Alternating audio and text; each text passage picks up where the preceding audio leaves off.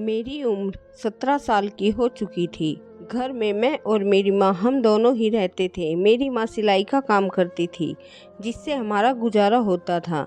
एक दिन मैं सुबह सुबह उठी तो मेरी माँ ने मुझसे कहा कि जाओ जल्दी से नहा धोकर तैयार हो जाओ, हमारे घर मेहमान आने वाले हैं। आश्चर्य से मैंने अपनी माँ से पूछा कि कौन मेहमान, क्योंकि हमारी गरीबी की वजह से हमारे घर कोई रिश्तेदार आना नहीं चाहता था। मैंने माँ से पूछा, माँ बताओ कौन मेहमान आ रहा है, मगर माँ ने मेरी बात का कोई जवाब नहीं दिया और फिर मुझे बहुत गुस्सा आ गया। फिर माँ ने मुझे बताया कि तुम्हारी ताई आ रही है, अब तुम्हें चैन मिल गया, अब जाओ और जाकर नहा लो, उसके बाद तुम्हें पार्लर भी जाना है। तब मैंने कहा, पार्लर किस खुशी में जाना है? अगर ताई इस इरादे से आ रही है कि मेरी शादी अपने दोस्त के बेटे से करवा देगी, तो मैं हरगिज भी उनके दोस्त के बेटे से शादी नहीं करूंगी। मैंने यह बात अपनी माँ से कही। मेरी माँ ने मुझे डांटते हुए कहा कि ज़्यादा दिमाग मत चलाओ और जाओ जाकर नहा लो। और फिर मैं नहाने चली गई। जैसे ही मैं नहाकर आई, मैं अपना घर देखकर हैरान रह गई, क्योंकि आज हमारा घर बहुत चमक रहा था, बहुत साफ सुथरा लग रहा था।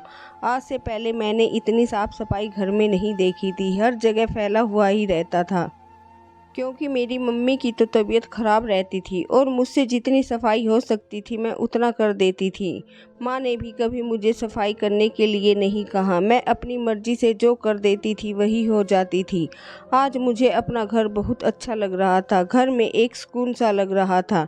मैं किचन में गई तो मैंने देखा कि मम्मी खाना बना रही है। मैंने माँ से पूछा, आज आप इतना अच्छा खाना किसके लिए बना रही हो? आखिर बात क्या है? तब माँ ने कहा, तुम्हारी ताई ने पैसे भेजे हैं और कहा है कि तुम्हें अच्छे से पार्लर से तैयार करवा ले, और हो सकता है तुम्हारे लिए कोई अच्छा सा रिश्ता लेकर आ रही हो। चलो अच्छा है, किसी को तो हमारा ख्याल आया, वरना तुम्हारे पिताजी के मरने के बाद तो मेरे ससुराल वालों ने मुझे घर से निकाल ही दिया था और मैं तेरी नानी के घर पर भी नहीं जा सकती थी, क्योंकि तेरी नानी तो खुद ही अपने बेटे के ऊपर आश्रित थी। मुझे कहाँ से रखते? तुम्हारे पिताजी की मृत्यु के बाद मैंने बड़ी मुश्किल से दिन गुजारे हैं, मगर अब मुझे लगता है शायद भगवान ने तुम्हारी ताई को हमारे घर का सहारा बनाकर भेजा है। और तुम अपनी ताई के सामने ठीक से रहना, कोई गड़बड़ मत कर देना। इतने में दरवाजे खटखटाने की आवाज़ आ गई। मैंने दरवाज़ा खोला तो सामने मोहल्ले की एक औरत दरवाजे पर कपड़े लेकर खड़ी हुई थी। वह माँ को कपड़े सिलने के लिए देने आई थी। तो माँ ने उससे कहा कि आज मैं कपड़े नहीं सिल पाऊंगी, कल आ जाना, आज हमारे घर मेहमान आने वाले हैं। और माँ ने मुझे पैसे दिए और कहा, जाओ और जाकर पार्लर से तैयार हो जाओ और अपने लिए एक सुंदर सी ड्रेस भी खरीद लेना और आज वही ड्रेस पहनना। माँ की बात सुनकर मैं बहुत खुश हो गई, क्योंकि आज तक मैंने नए कपड़े नहीं पहने थे। हमारे पास इतने पैसे नहीं होते थे कि नए कपड़े खरीदे जा सके। कोई रिश्तेदार भी हमें अपने घर या शादी वगैरह में नहीं बुलाता था जो मैं वहाँ बन सवर कर जाऊँ। होली या दिवाली पर भी हम दोनों माँ बेटी ही होते थे। जो हमारे पास सही से कपड़े होते थे उन्हीं को पहन लेते थे। हम माँ बेटी को देखने वाला कोई नहीं होता था। आज तक मैं पार्लर भी नहीं गई थी। फिर मैंने अपने एक दोस्त को बुलाया और उसके साथ बाजार गई। वहाँ से मैंने एक ड्रेस खरीदी और फिर मैं पार्लर चली गई। पार्लर वाली भी मुझे जानती थी। वह मुझसे कहने लगी कि आज तुम यहाँ कैसे, तुम तो कभी पार्लर नहीं आती, फिर आज तुम यहाँ कैसे, कोई खास वजह है क्या? मैंने हंसकर जवाब दिया, कुछ ऐसा ही समझो, लो बस मुझे अच्छे से तैयार कर दो, क्योंकि मुझे जल्दी से घर जाना है। उसने मुझे तैयार करने के लिए एक कुर्सी पर बैठा लिया। आज मैं बहुत खुश थी, क्योंकि आज मेरी बचपन की ख्वाहिश पूरी हुई थी।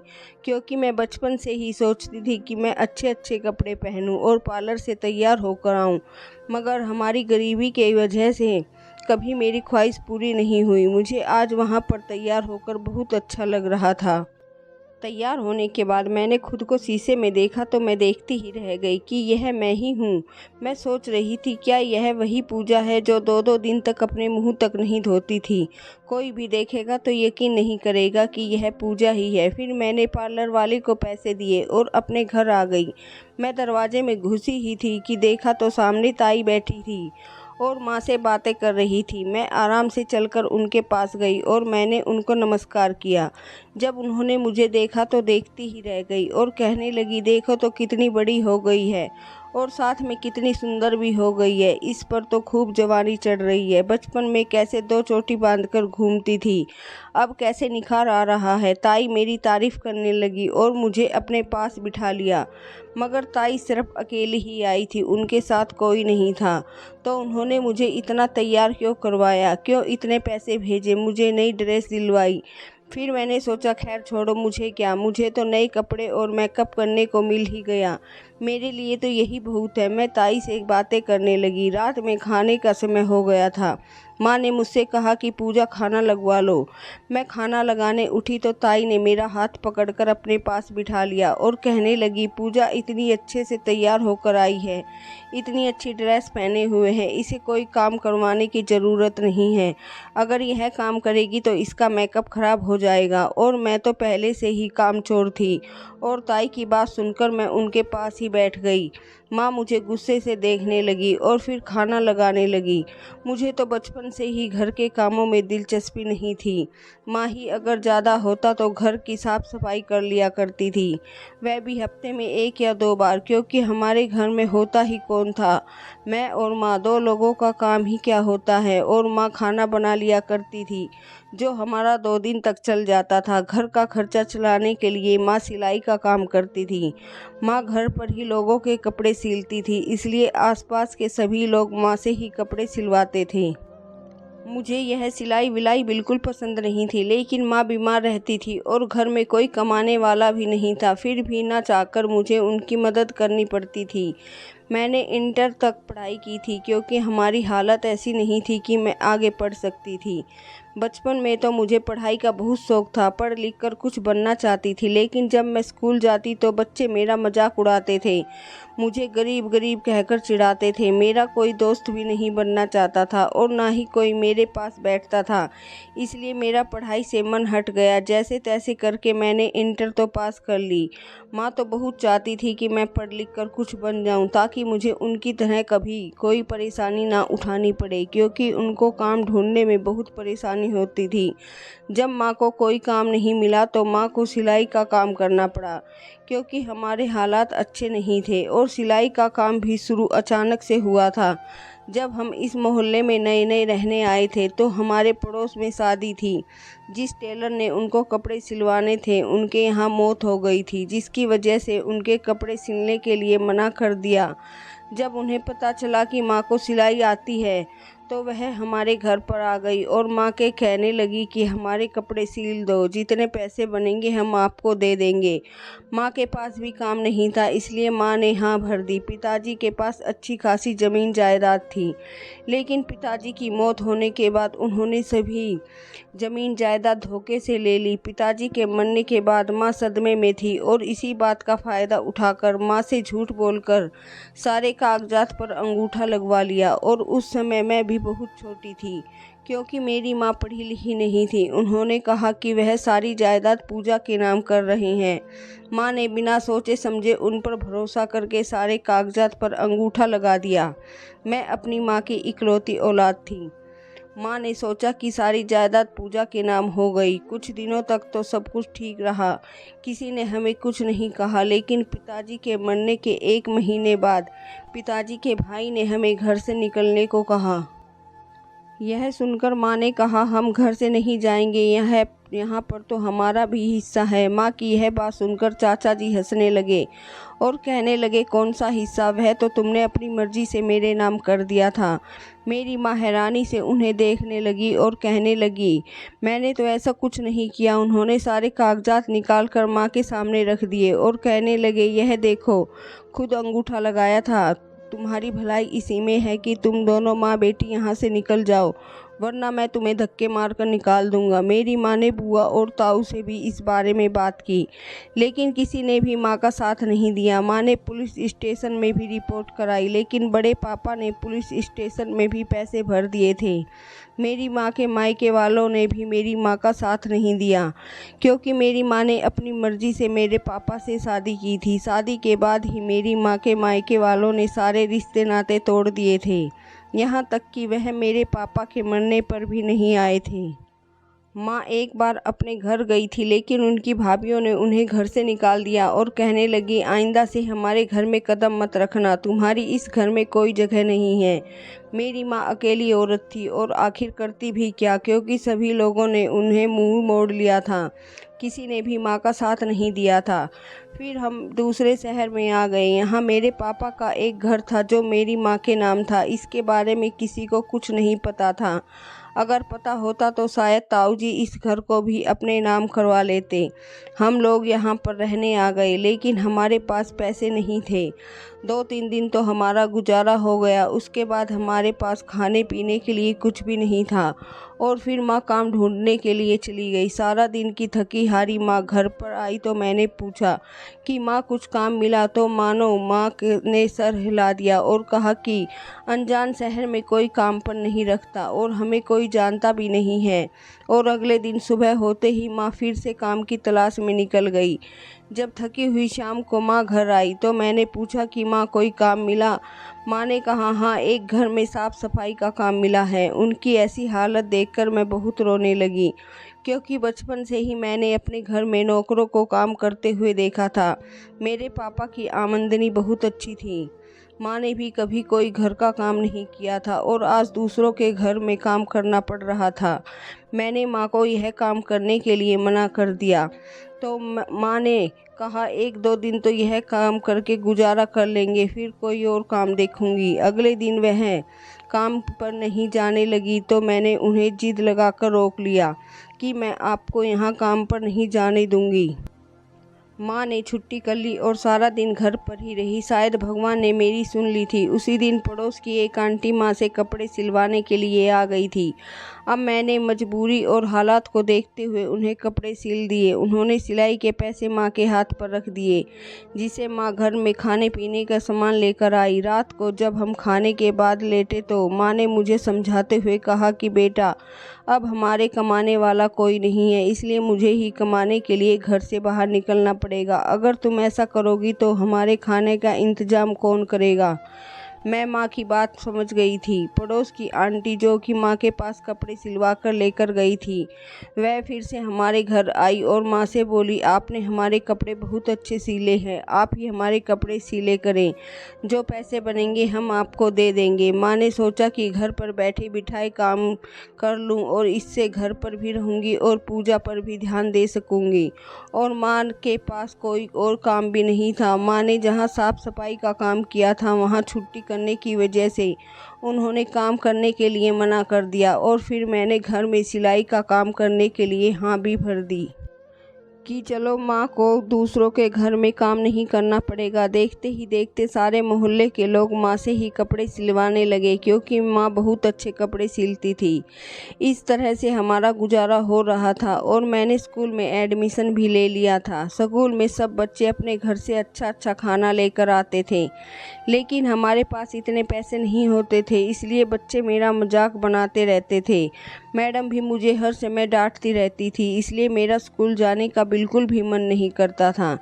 जैसे तैसे करके मैंने इंटर किया और घर में माँ का हाथ बटाने लगी। अब हमारे घर में ताई ने आना जाना शुरू कर दिया था। यह हमारे लिए बहुत ही हैरानी की बात थी। माँ को तो बिल्कुल भी उम्मीद नहीं थी कि उनकी ससुराल से उन्हें देखने कोई आएगा। अब ताई हमारे घर आ गई थी। खैर, रात को खाने के बाद माँ ने ताई का बिस्तर दूसरे कमरे में लगा दिया। मैं तो ताई के पास ही बैठी हुई थी। उन्होंने भी मुझे अपने पास से उठने नहीं दिया।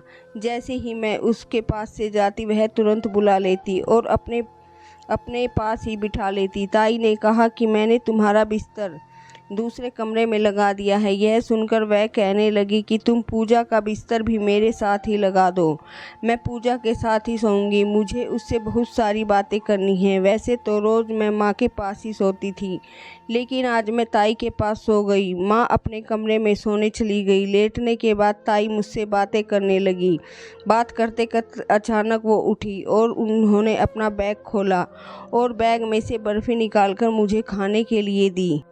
मैंने भी खुशी खुशी उनसे ले ली और खाने लगी। खाते खाते मैंने ताई से कहा, आप भी खाइए, लेकिन उन्होंने मना कर दिया। वह बर्फ़ी खाते ही मुझे नींद आ गई, जबकि अभी मेरा सोने का कोई इरादा नहीं था।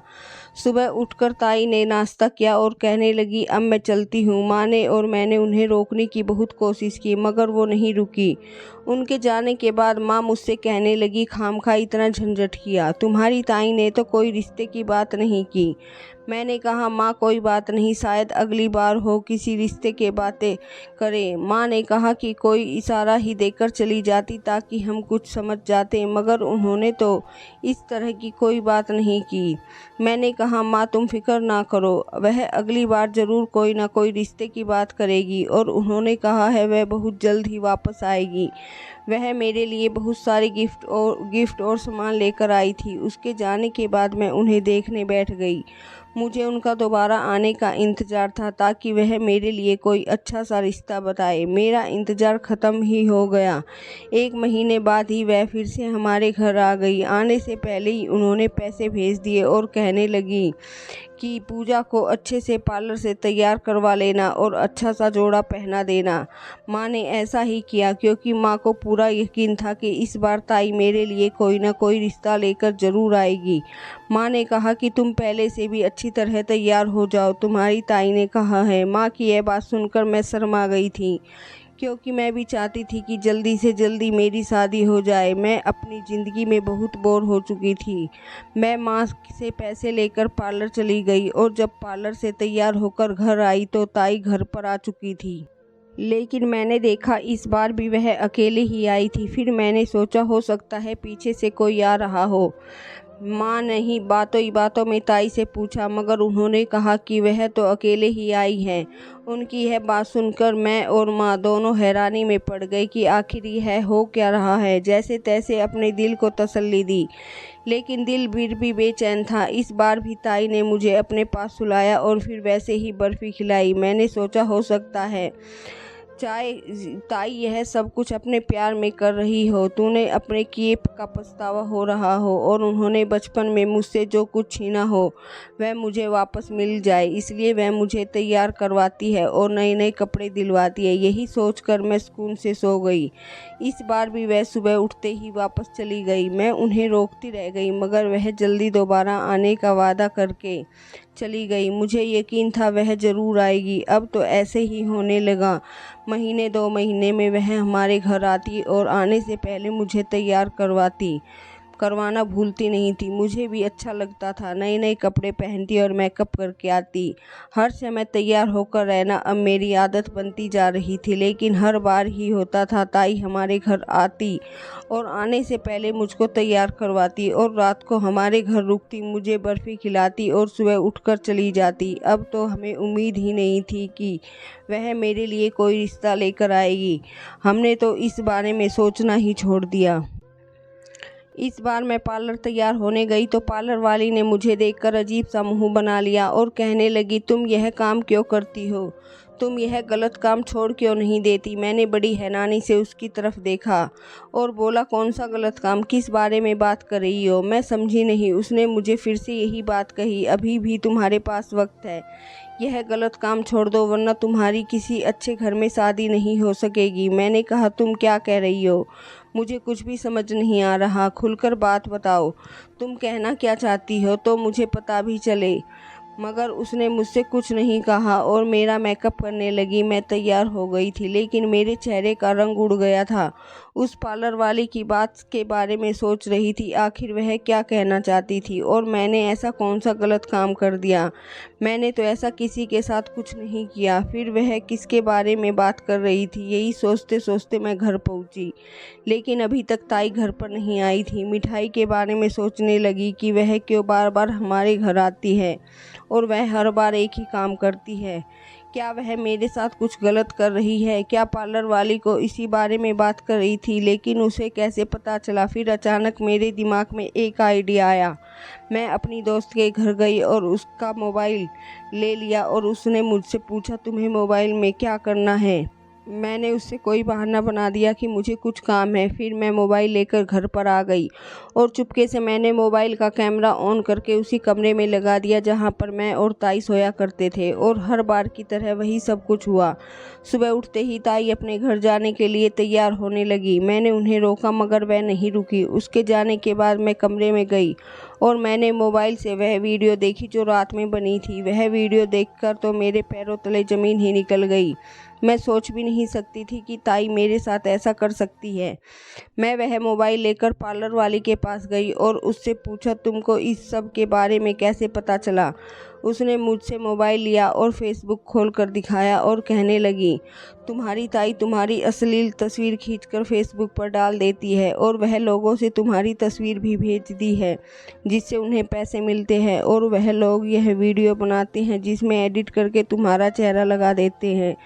तुम्हारी ताई इतने दिनों से तुम्हारा इस्तेमाल कर रही है, तुम्हें पैसे कमा रही है। मैंने अपने दोस्त का मोबाइल में वह वीडियो डिलीट की जिसमें ताई मेरी फ़ोटो निकाल रही थी और मैं घर वापस आ गई और फिर मैंने माँ को सारी बात बताई। माँ को यह बात सुनकर बहुत बड़ा झटका लगा। वह कुर्सी पर बैठ गई और कहने लगी, मैं तो सोच रही थी कि तेरी ताई को अपने किए का पछतावा है, इसलिए वह हमारे घर पर आती जाती है, तुझसे बहुत लाड प्यार करती है, लेकिन वह तेरे साथ ऐसा गलत काम करेगी मैं सोच भी नहीं सकती थी।